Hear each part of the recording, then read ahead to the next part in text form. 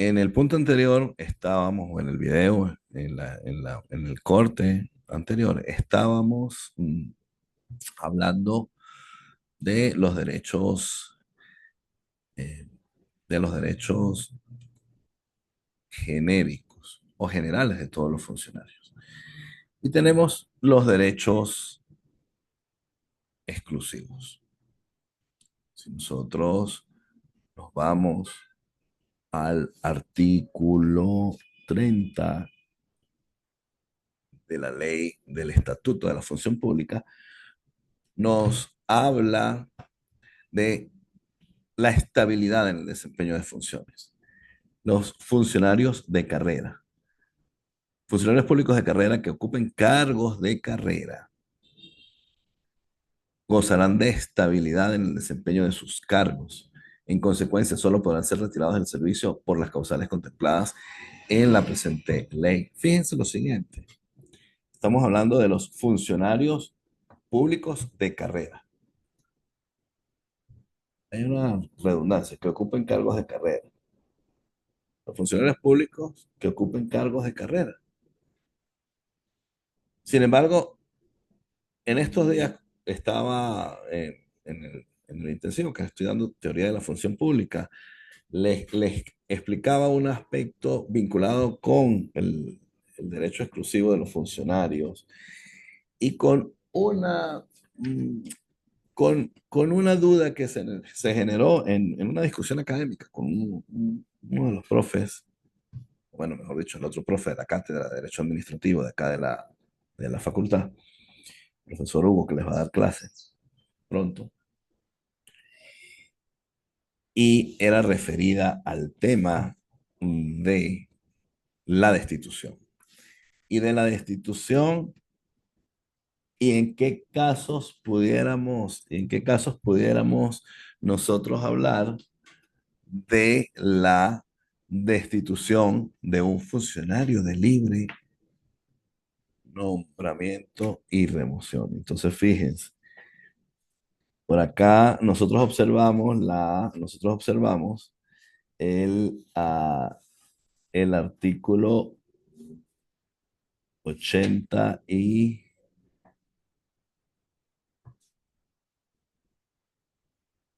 89, si la memoria no me falla, vamos a buscarlo. Fíjense. Cuando el funcionario público, dice el artículo 89, estuviera incurso estuviera incurso en una causal de destitución, se procederá de la siguiente manera. Fíjense, cuando el funcionario público estuviera incurso en una causal de destitución, fíjense, funcionario público. En la discusión decía, bueno, por acá tuvimos un caso, él trabaja también en la Procuraduría, y planteaban la posibilidad de poder destituir a un funcionario de libre nombramiento de remoción. Yo le decía, no se puede. Y él me decía, pero es que el artículo 89, fíjense, nos dice, cuando el funcionario público estuviera incurso en causal de destitución. Es decir, que un funcionario pudiéramos nosotros decir que el funcionario público está incurso en una de las 14 causales de libre nombramiento y remoción y pueden aperturarle el procedimiento para la destitución. Yo le decía, hay que mirarlo bien, porque estamos hablando del funcionario público. Pero cuando nosotros nos vamos a los derechos, hablamos los derechos exclusivos y el artículo 30, ¿qué me dice? ¿Los derechos exclusivos de quién? De los funcionarios de carrera. Derecho exclusivo de los funcionarios públicos de carrera, dice el capítulo tercero, artículo 30.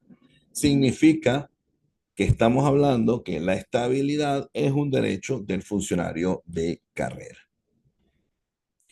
Y para nosotros garantizar la estabilidad debemos cumplir con el procedimiento administrativo de destitución para poder desprender a ese funcionario de la estabilidad en el cargo. Por lo tanto, hay que tener mucho cuidado, hay que tener sumo cuidado con esos, digamos, con esas palabras técnicas establecidas en la ley del Estatuto de la Función Pública.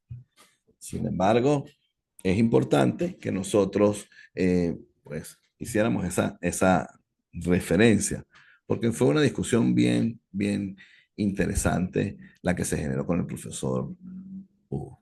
Por acá nos dicen, en el caso de libre nombramiento y remoción, será la remoción, no la destitución, es lo que entiendo de la ley del estatuto. En efecto, ¿qué sucede? Y lo veíamos anteriormente. ¿Cuáles son cuál es la forma de comenzar la relación estatutaria? A través de un acto administrativo o nombramiento o designación. ¿Cuál es la manera de el retiro del funcionario? Si nosotros nos vamos al 78, en el caso del funcionario de carrera, si nosotros observamos el 78, tenemos causales para el retiro del funcionario y el numeral 6 por estar incurso en causal de destitución. Es decir, vamos, fíjense, vamos a designar al funcionario de libre nombramiento y remoción, vamos a remover al funcionario de libre nombramiento y remoción previo el formalismo respectivo. Y ojo con esto, formalismo respectivo, funcionario de libre nombramiento y remoción, designación y acto administrativo de remoción por cualquier causa. Pudiera decir, bueno, porque incurriste en una de las causas, perfecto, es que tú incurriste, si quieres se los coloca, tú incurriste en una causal de destitución y te voy a remover. Está bien, perfecto, pudiera ser, pero es que simplemente hay una formalidad para el inicio y una formalidad para el retiro del libre nombramiento y remoción. Igual, para el de carrera hay una formalidad para el inicio y una formalidad para el retiro de el acto administrativo de nombramiento precedido de la declaratoria de ganador en el concurso, precedido de el periodo de prueba para que se le dé el acto administrativo de nombramiento y precedido del procedimiento de destitución, el acto administrativo de destitución. Entonces, esa es una variante. Ahora, otro detalle particular. Recuerden que estamos hablando de actividad administrativa interna. La materia de función pública y específicamente la instrumentalización a través del régimen de la función pública, ¿qué nos trae como resultado? Nos trae como resultado la existencia de la actividad administrativa. Y hay que tener cuidado con la manera como nosotros vamos a proceder a la remoción del funcionario. Porque si nosotros cometemos errores y hacemos una remoción del funcionario, un funcionario de libre normalmente de remoción, y por nosotros ser especiales, particulares, al momento de la remoción, decimos, vamos a remover el funcionario de libre normalmente de remoción por reducción de personal. Pero por Dios, ¿para qué le vas a colocar de reducción de personal? Se los digo porque tuve un caso en algún momento y estamos hablando de un falso supuesto. Eso es un falso supuesto. Y se demandó la nulidad y se ganó. Se demandó la nulidad de la remoción del funcionario de libre nombramiento y remoción porque hubo un vicio de falso supuesto. Igual sucede si hablamos de la remoción del funcionario. Fíjense, estamos hablando de derechos. Y si bien es cierto, hablamos de los derechos del funcionario de carrera. Fíjense, si nosotros hablamos para remover y del libre nombramiento de remoción, si nosotros observamos la posibilidad de remover un funcionario de libre nombramiento y remoción, pero está de permiso, nosotros debemos esperar que se reincorpore para poder notificarlo sobre la decisión de removerlo. Independientemente de que sea de libre nombramiento y remoción y él está de permiso por una circunstancia particular, él hasta tanto no esté reincorporado en sus funciones, no podemos nosotros removerlo. Y fíjense otra variante cuando hablamos de los derechos y cuando hablamos de esta estabilidad, tenemos otra particularidad. Libre nombramiento y remoción, sentencia de la Sala Constitucional del Tribunal Supremo de Justicia, que nos dice, en aquellos casos de los funcionarios de libre nombramiento y remoción que están en estado de gravidez, no pueden ser removidos hasta tanto se supere el periodo de inamovilidad. Se genera un gran problema porque la administración tiene que cargar con un costo presupuestario hasta tanto la persona no pase los 2 años. Y atención, eso viene desde hace tiempo, con la incorporación de la Ley Orgánica del Trabajo, los trabajadores y las trabajadoras, que hace extensible ese derecho de inamovilidad, no solamente durante el periodo de amamantamiento para la mujer, sino también que es extensible esa protección de inamovilidad para el esposo. Entonces, imagínense ustedes. Son dos pequeños detalles que hay que valorar. Continuamos con los derechos exclusivos del funcionario, el artículo 31. Y el artículo 31 que nos dice, nos habla, los funcionarios de carrera que ocupen cargos de carrera tendrán derecho al ascenso en los términos previstos en esta ley. Ya lo dijimos. Un detalle con el ascenso, complementario con lo que habíamos hablado anteriormente, es que tenemos siempre, y creo que lo había comentado, y disculpen el lapsus, pero les digo, estoy dando también en intensivo. Pero nosotros observamos la posibilidad que una persona haya ingresado y en su proceso de expansión, en su proceso de evolución dentro de la organización, él ingresó por lo menos como un analista de personal, y él termina estudiando derecho, se termina graduando de abogado, pero él es analista uno, ya es analista 2, puede llegar a ser analista 3, o es analista 2 y resulta que él se gradúa de abogado. Entonces, una cosa es, y fíjense, la escalera, ascender, pero una cosa es que tú quieras estar en esta escalera y terminar en la del frente. Debes terminar la escalera o en su defecto, ¿qué tienes que hacer? Irte a aspirar, poder montarte en la otra escalera. Tiene que volver a concursar, ojo con esto, tiene que volver a concursar. En la práctica administrativa a veces se cambia, pero ya va, el cambiar de cargo y dar una reubicación es una transgresión de la legalidad, porque el ascenso claramente que nos dice los funcionarios tendrán derecho al ascenso en los términos de la ley.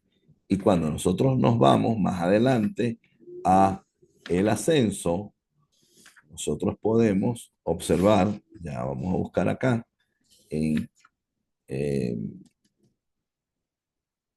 no solamente acá, sino lo observamos en el reglamento de la ley, el reglamento de la ley de carrera administrativa. Nosotros podemos observar el tema de los ascensos. Clases de cargos, fíjense, los cargos sustancialmente similares en cuanto al objeto de la prestación de servicio, a nivel de complejidad, dificultad, deber y responsabilidad, dice el 47, y cuyo ejercicio exija los mismos requisitos mínimos generales, se agruparán en clases bajo una misma denominación. Las clases de cargos sustanciales similares en cuanto al objeto de prestación, pero de diferentes niveles de complejidad, se agruparán en serie de orden ascendente. Fíjense, sistema de clasificación de cargos comprende agrupamientos de clases de estos en clases definidas. Es importante que nosotros entendamos que esta existencia de los cargos que nos establece una obligatoriedad para poder nosotros para poder nosotros llegar a modificar la condición jurídica del funcionario. Puede haber un supuesto de responsabilidad administrativa si yo agarro y paso a una persona de un cargo a otro sin el debido concurso, porque yo puedo subirlo en esa escala de ascenso previo al cumplimiento de los requisitos. Con relación a los regímenes especiales, cada régimen especial dispone de sus particularidades, pero en términos generales, estamos hablando de derechos de todos los funcionarios, derechos exclusivos de los funcionarios de carrera, son similares en los regímenes especiales. Obviamente, los méritos van a estar conforme al perfil del cargo. Es que eso tiene una razón de ser. No es que yo voy a tener la posibilidad de estar cambiando porque es que yo tengo dos o tres profesiones. Entonces voy a estar en la administración, en la profesión que a mí me provoca, cuando me provoca, bajo las condiciones que me provocan. No, señor. Nosotros debemos entender que si tú entras, ingresas a la administración pública en un cargo de analista, tu intención es formarte como analista. Si tú entras a un cargo de abogado, tu intención es formarte como abogado. No es el tema como nosotros vemos en la propia universidad. Yo ingresé en la universidad por criminología porque, bueno, por derecho, porque quería estudiar derecho, pero yo quiero es criminología. Y entonces yo salto de una a otra, teniendo la posibilidad de cumplir con ciertos requisitos. Fíjate, no es que tú entras a la escuela de derecho y vas a pasar a la escuela de criminología porque simplemente cruzas, cruzas un edificio. No, debes cumplir con formalidades, actividad administrativa para lograr observar ese cumplimiento de los requisitos establecidos dentro de digamos, de esa actividad administrativa especial que es la actividad administrativa educativa. Tenemos los deberes, y ya lo decíamos, artículo 33, y es importante que nosotros entendamos y que nosotros nos ubiquemos en esa especificación de los deberes. Hablamos de qué? Servicios personales.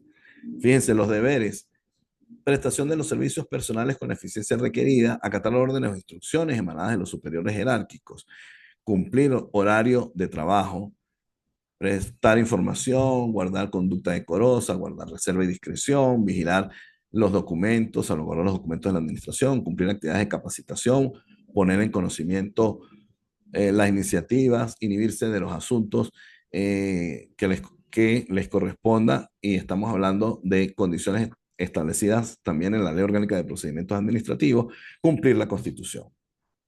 Fíjense que estamos hablando de los deberes. Estamos hablando de los deberes. Y nosotros observamos que esos deberes están íntimamente conectados con los supuestos, como lo decía en la triangulación inicial del día de hoy, con los supuestos de amonestación y con los supuestos de destitución. Entendiendo que amonestación es parte de ese sistema de responsabilidad, pero que está bien delimitado en qué momento nosotros vamos a observar eso, y lo veremos la próxima semana. Y fíjense, antes de continuar, cuando nosotros hablamos de el ascenso, por acá nos dice, en este caso, cada ente tendrá su reglamento o estatuto. Y fíjense, régimen especial. El Estatuto del Personal Docente y de Investigación de la Universidad de los Andes es un régimen especial. Establece todas las particularidades para nosotros ver cómo es el manejo de la función pública docente. Y nosotros podemos hablar, fíjense que ahí específicamente pudiéramos hablar del ascenso. Y estamos hablando del ascenso cuando nosotros observamos las distintas categorías de profesores. Comienzas como instructor, pasas a asistente, subes a agregado, continúas asociado y terminas como un profesor titular. Estamos hablando del ascenso, y el ascenso está precedido por procedimiento. El procedimiento para el ascenso es, claro, se presenta un trabajo que será sometido a consideración de un jurado, y ese jurado revisará el trabajo. Previa aprobación de ese trabajo, la persona tiene el derecho de estar en ese nuevo escalafón, pero tenemos la posibilidad de la reubicación, pero ya va, es que la reubicación forma parte del ascenso, pero ¿por qué? Porque tú puedes llegar a estar dentro del nuevo cargo previo al cumplimiento de los requisitos, con una variante que ya no será la presentación del trabajo ante el jurado, sino cumplir con otros requisitos optativos que establece el estatuto como credencial de mérito para poder llegar a ser ubicado en ese escalafón. Fíjense la variante, pero estamos hablando de profesores. Fíjense, no estamos hablando de investigadores. Hay una gran distinción. Nosotros somos miembros del personal docente y de investigación. Nosotros como profesores, esa es nuestra denominación de cargo. Somos profesores y al mismo tiempo tenemos el deber de investigar, pero tenemos nuestra función principal es la de dar o la de impartir docencia. Pero nosotros tenemos desde el punto de vista administrativo en la universidad, en la estructura de la función pública universitaria, en los cargos de investigadores, y son cargos netamente administrativos, son personas que se dedican a trabajar en los centros de investigación, en los grupos de investigación, pero que ellos deben cumplir es única y exclusivamente el trabajo, digamos, de realizar investigación y no docencia. La persona no podemos hablar de una reubicación de que el investigador, porque llegó y en algún momento tuvo la oportunidad de dar clases, estamos hablando de cosas que están fuera de la legalidad de la actividad administrativa prestacional educativa. Nosotros observamos que podemos hablar es de el ascenso del investigador en esta escalera que está al frente del escalafón de los docentes e investigadores que está en esta escalera. Entonces, es importante, fíjense, estamos hablando nada más de una variante de los regímenes especiales. Imagínense el régimen especial en materia de función judicial, en materia de función policial. Hablamos de régimen especial en la ley de Policía Nacional nos remite a la ley de la función policial. Si nosotros nos vamos a adentrar en el tema del aspecto policial, tenemos el Cuerpo de Investigaciones Científicas Penales y Criminalísticas que tiene un instrumento normativo, que tiene un reglamento. Nosotros podemos hablar Cuerpo de Bomberos, Protección Civil, es decir, estamos hablando de regímenes especiales. Fíjense la importancia de los regímenes. Conectamos nuevamente con los deberes. Decimos artículo 33, ya lo sabemos. Tenemos, tenemos 11 supuestos. Y estamos hablando de supuestos como supuestos conductuales. Es decir, estamos hablando de deberes que deben materializarse y fíjense que hay que leerlos o saberlos leer, esos deberes, para nosotros poder entender cómo nosotros vamos a vincular todos esos 11 supuestos en las condiciones del 81 y en las condiciones del 86 de la ley del Estatuto de la Función Pública. Hay que tener mucho cuidado porque el momento de nosotros calificar una conducta que parte del artículo 33 y que va a estar difuminada en el 83 o en el 86, debemos saber en qué momento nosotros podemos decir o cómo podemos nosotros traducir falta de probidad, vía de hecho, injuria, insubordinación, conducta inmoral en el trabajo o acto lesivo, por poner un ejemplo. Numeral 6 del artículo 86.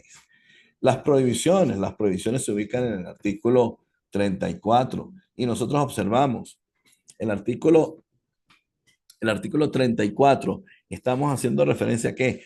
Estamos haciendo referencia a las prohibiciones. Estamos haciendo referencia a la imposibilidad de celebrar contratos por sí o por interpuesta persona en representación de otro con la República, estados o municipios, a realizar propaganda, coacción pública o ostentar distintivos que los acrediten como miembros de un partido político. Todo ello en el ejercicio de sus funciones. Intervenir directo o indirectamente en las gestiones que realizan personas naturales, es decir, las gestorías, aceptar cargos, honores o recompensas de gobiernos extranjeros sin que preceda la correspondiente autorización de la Asamblea Nacional. Son prohibiciones. Y esas prohibiciones, si bien es cierto, es decir, es lo que no pueden, lo que no puede estar dentro de ese deber. ¿Y está basado en qué? Está basado en un tema de ética y de moral. Ley del poder ciudadano, ética pública y moral administrativa.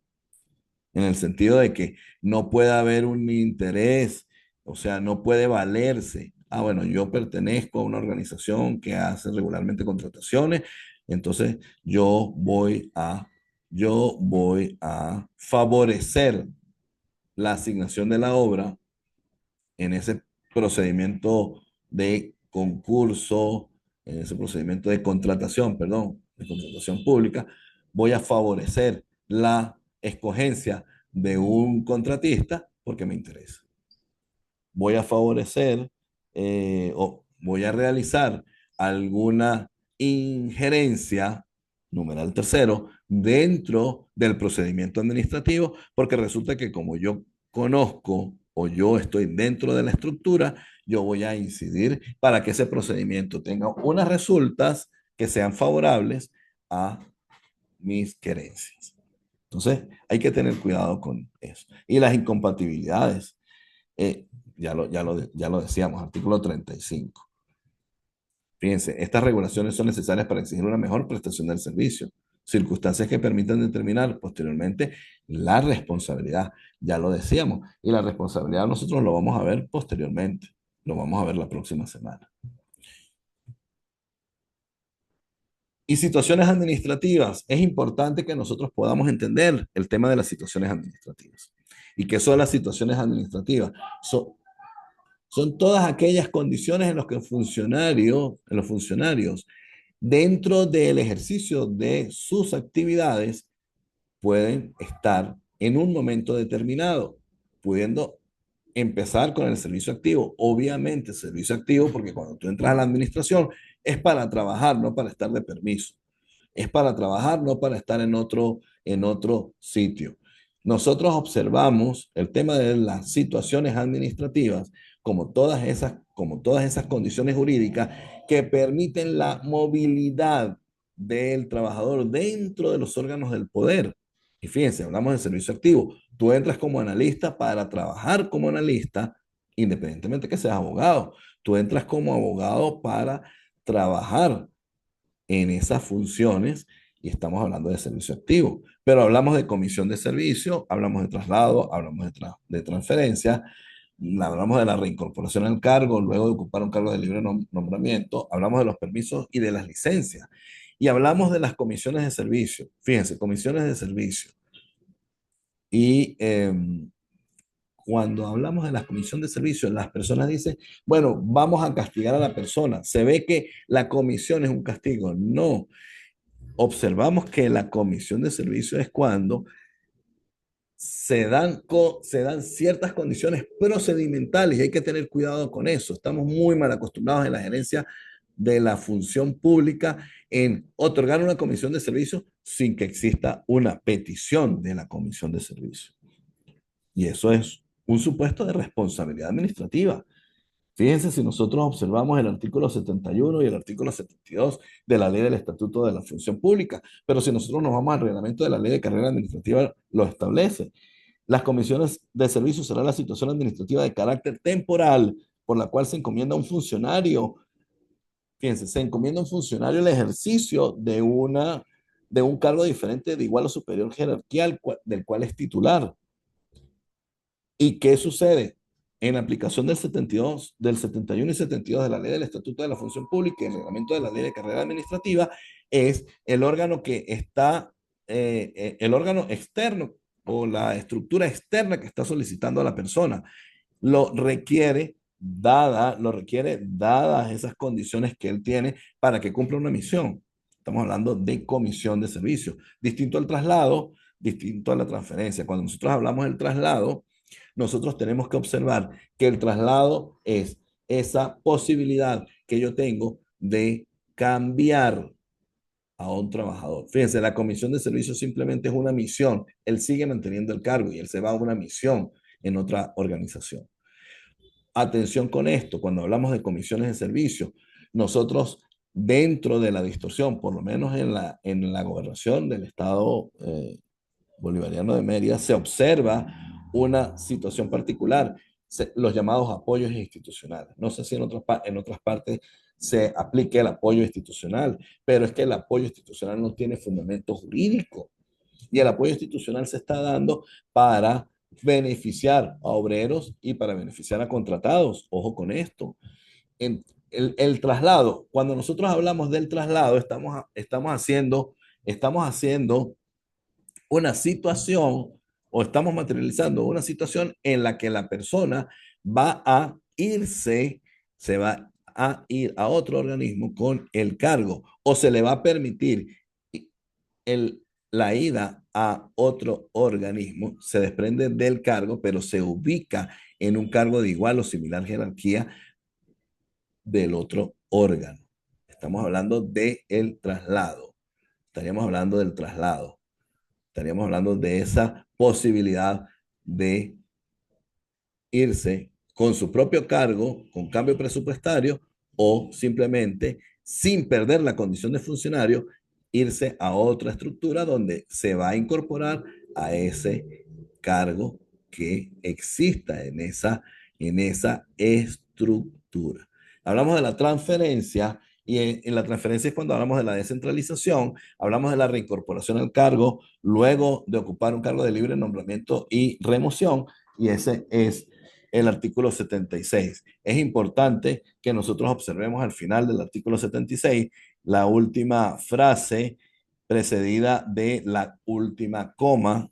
Es importante porque resulta que para hablar de una persona que estaba en un cargo de libre nombramiento y remoción y volver a su cargo original, tiene que haber garantizado la permanencia de ese cargo vacante. Es decir, el que ocupó el cargo mientras estuvo en comisión tenía que estar encargado para que esa persona que estaba en el cargo de libre nombramiento y remoción al cesar en sus funciones volviera al cargo de carrera. O de lo contrario se aplica un retiro vía 78 de la ley del estatuto de la función pública. Y ya lo dijimos, los permisos de licencia, es importante que ustedes los revisen, están en el reglamento general de la ley de carrera administrativa.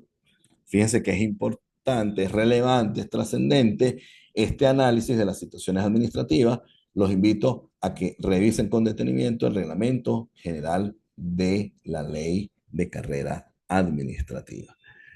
Muchísimas gracias por la atención y este es todo el conjunto de normas que me regulan el ingreso, que me regulan los derechos, los deberes, las prohibiciones, las incompatibilidades, la responsabilidad y las situaciones administrativas.